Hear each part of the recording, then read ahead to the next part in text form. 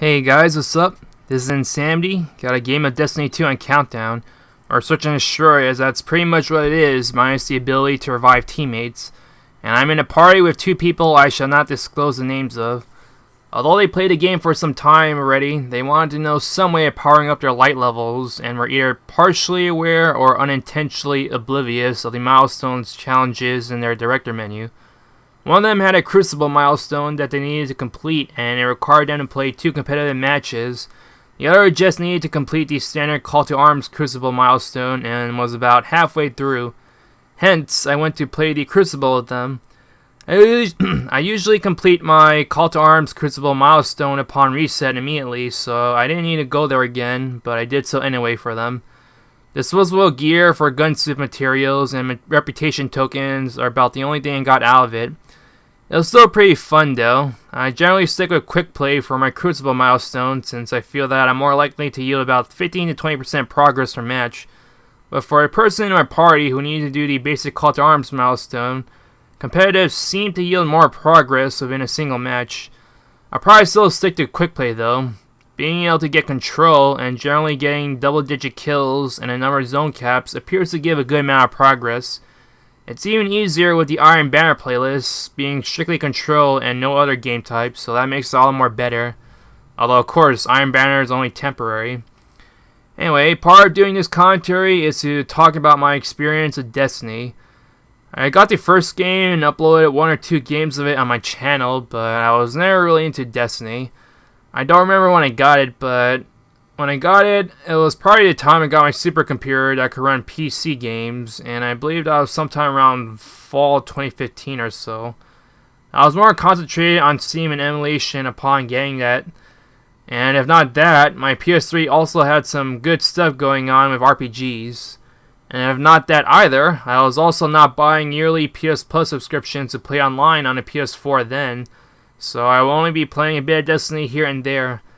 I remember the original Destiny being kind of boring though, with not much in the way of definable goals for me to pursue besides story missions.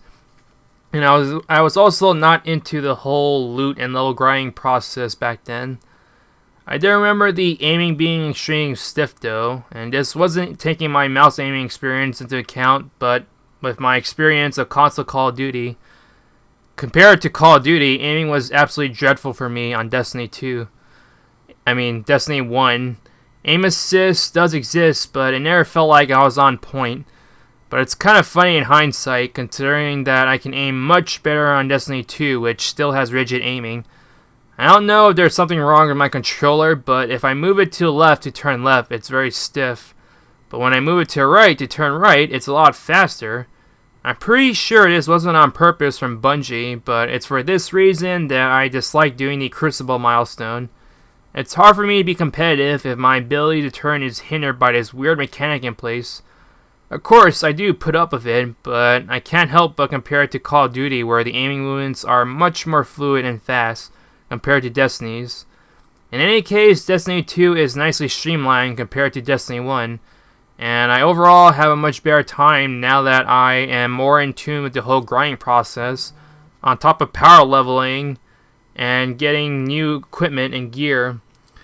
But after you complete the story, there's only so much loot grinding and odd side quests you can do before it gets extremely repetitive. At this point, I pretty much play Destiny 2 whenever the milestones reset. The Leviathan raid is the only thing I have yet to complete at any point. The Nightfall requires 3 people, absolutely, but everything else is very easy to do, and it's the only way to ensure that I can upgrade my power level. I'm partially hoping that they increase the level cap just so that it gives them an excuse to increase the power level cap and indirectly raise the average power level of loot that's drops to be higher than your current power level, so that the grind is a little less monotonous. I wasn't there for Destiny 1 initially until later in its life cycle, but I'm pretty certain that level 40 was not the initial cap, and they gradually upped the level cap to get to that point. Obviously, power level or light level is still more important than your actual level, but it's just something to consider. I'm sure future DLC will probably do something about that, but for now, the game is currently very stagnant and can get really boring at times. Anyway, that's the gameplay and commentary. Hope you enjoyed it, and Insanity is out. Adios, amigo. Rest in peace.